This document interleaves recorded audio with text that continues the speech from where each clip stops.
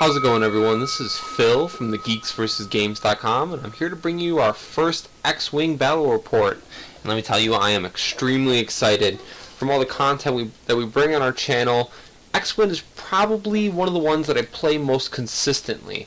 Although Colby and I really enjoy our board games, we don't always get a lot of time with the other things we got going on in our life. And Xwing is something I can play pretty quickly and have fun doing.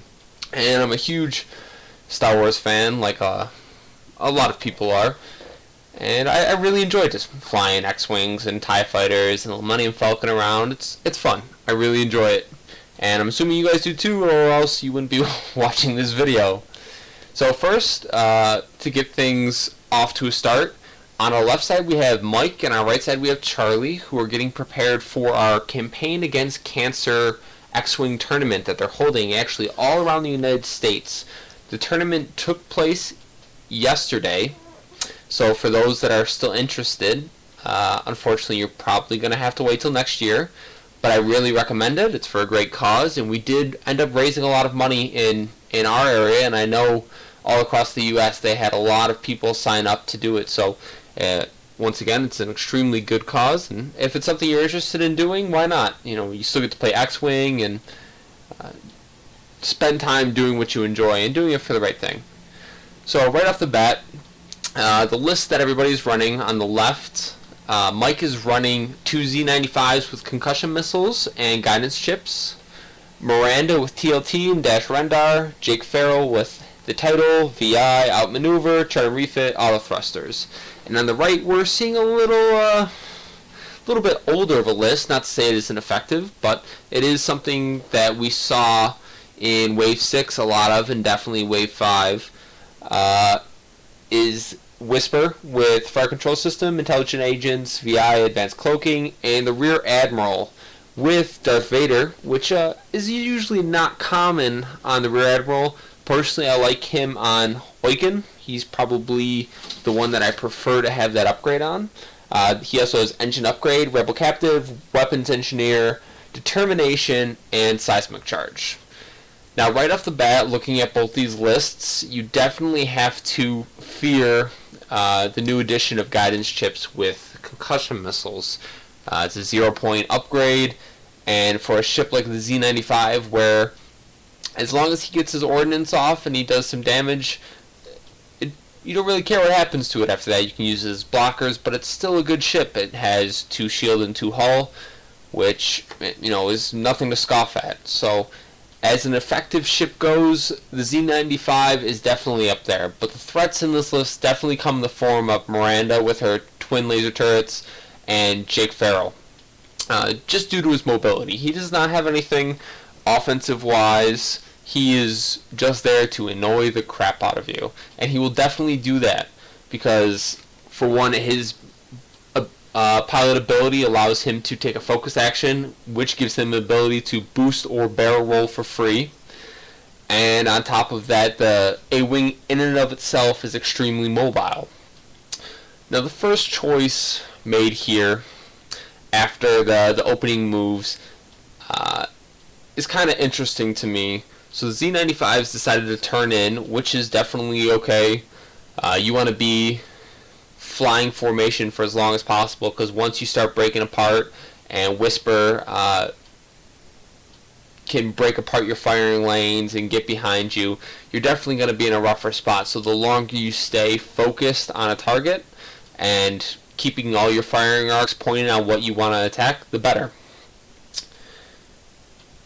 But the option that really wasn't there for me is the decision to turn the Decimator in, which we're going to see in a second. He decides to go for the Z95s and the K-Wing.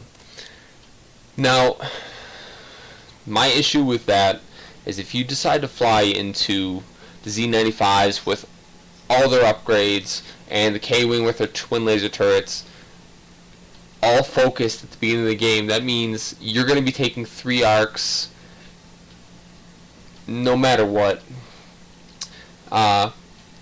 During the game after he made this move, I asked Charlie, what was his decision, why did he choose to do this, and what he told me was he thought he could use his boost action to get past the first Z95, get into range 1 of Miranda, and use Intelligence Agent as well as the range 1 bonuses to start putting damage on her.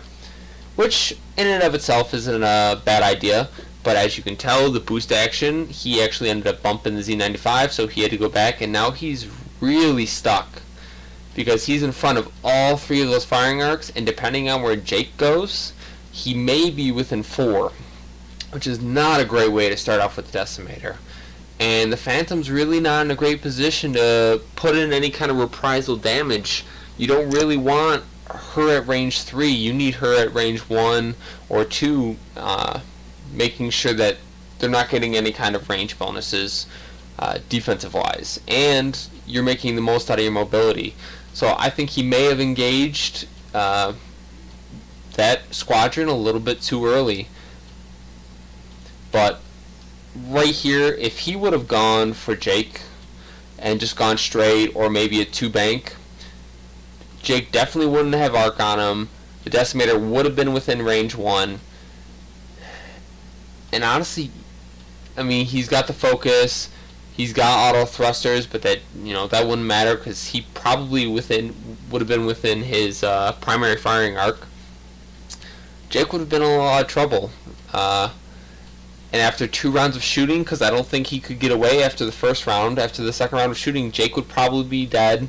The Decimator would have been swinging around, and hopefully the best way to use that Whisper is to try to split Miranda and those Z95s. If you can get the Z95s going in one direction and Miranda going in the other, you're probably going to have easy pickings of one or the other. Now, unfortunately for Whisper, chasing Miranda probably not going to be the best thing for him because she does have that twin laser turret.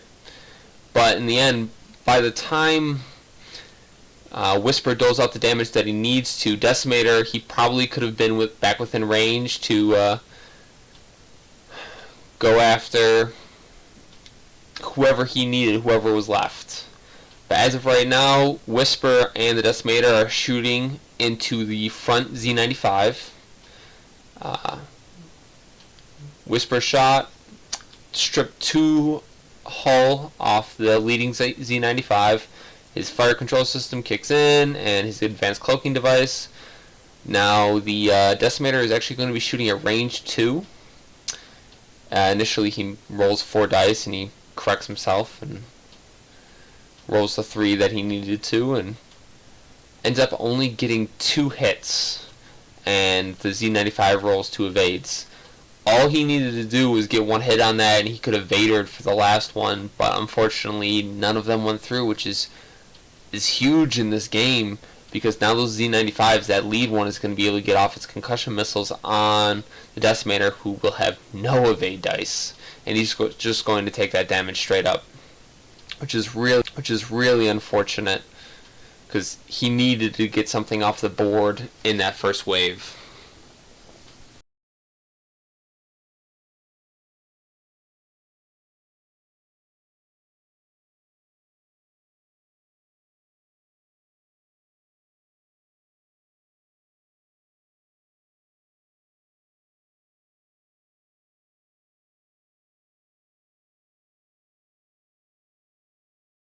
I think that was probably the deciding moment in this game. There is one for, yeah, that is definitely the deciding moment for this game. That Z95 living and making the choice to turn it into those 3 instead of going after Jake. Now, if he was able to get that front Z95 off the board prior to firing, he probably wouldn't be as in bad of a spot right now. But those Z95s are just going to be used for blockers. And the Decimator definitely cannot go to the right. I don't think he would make... He may make it if he did a...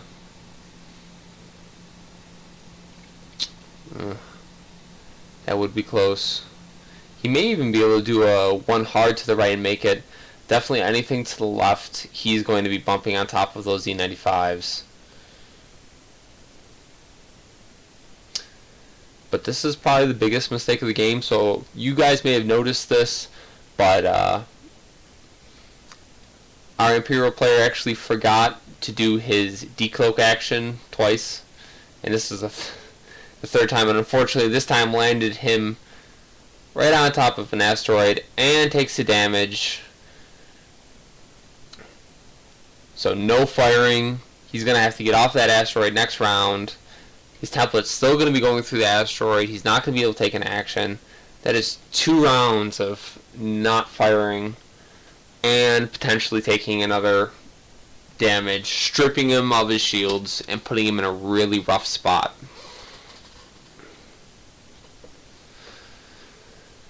And that was them just checking the rules, making sure that they were correct.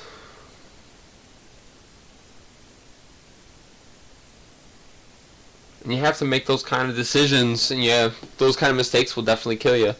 So, unfortunately, he chose the wrong direction. The Decimator bumps into the leading Z95, which is unfortunately also the damaged Z95. So there'll be no firing at that guy. Miranda just scoots forward a little bit. More than happy to stay within arc of the Decimator.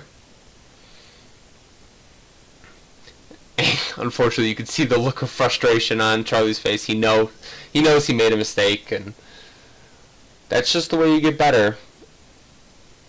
You have to learn to fly some of these ships, and the Phantom is definitely unforgiving when it comes to stuff like that. So Jake is just trying to get back around into the fight. His boost action does not fit, so he is going to have to barrel roll.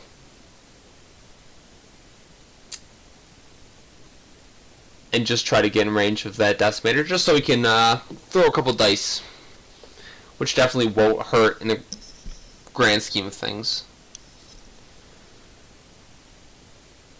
So all the choices leading up to this point, coming into this game, knowing the decisions you need to make, the one thing I don't think enough Xwing players, not staying in a fight. The Decimator there wanted to stay in that fight. He wanted to be there range 1. If he would have just done a stronger maneuver, like a 3 hard or something like that, just to get out of range of those Z95s and the K-Wing, he may have been in a better spot. But now he's going to be taking shots from the A-Wing from behind him, Z95 at range 1, and the K-Wing without support from Whisper.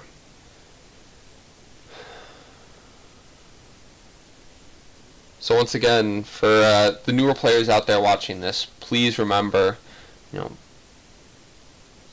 disengaging from a bad position is not necessarily a bad thing. Taking your time, coming back into the fight will not hurt you as much as trying to stay in it.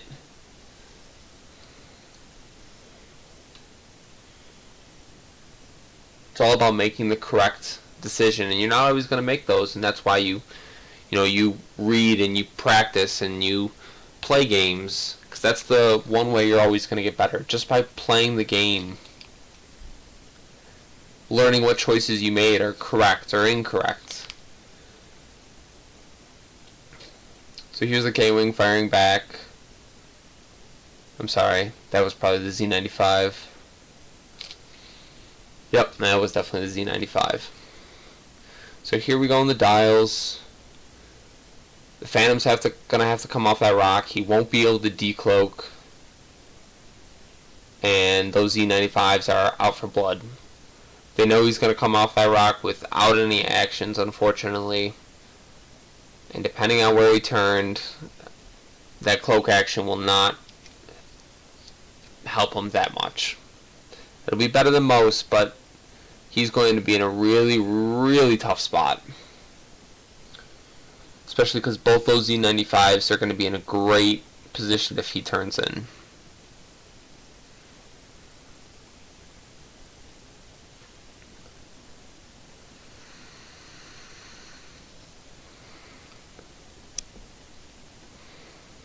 Yep. So the Phantom turns in, and millimeters, but the Phantom actually fits, does not bump, which is maybe what he was hoping to do, taking away one firing arc. But now he's going to be taking both shots from both Z95s and takes another hit from the asteroid, and he just cannot believe it. He's done more damage to his own Phantom than Mike has.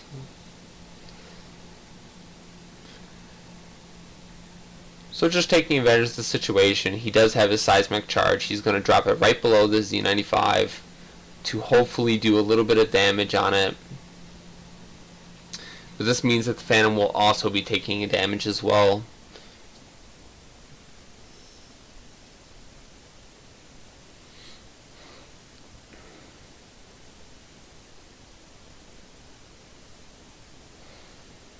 Miranda moves first.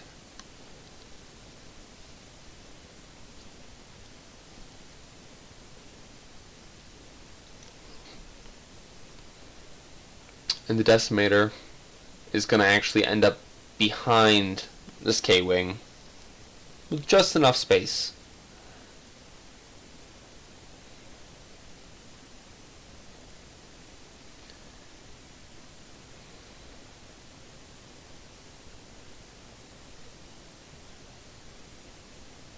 And that K-Wing was just a little bit too big, so they managed to take it off the base. And maybe just needs a larger base, I don't know.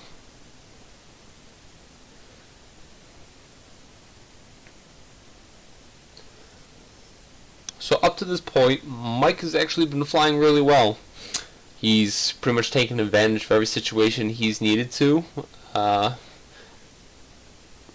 Thankfully, his A-Wing has pretty much gone unmolested. Jake has been out of the fight, but honestly, Mike hasn't really needed him. He hasn't done that much for him, and if you don't need him, you don't need him. Maybe it is just the strength of this list, or the flying choices, but they did get a lot of damage very quickly off on the Decimator, and unfortunately Whisper was not able to support the Rear Admiral when he did go in.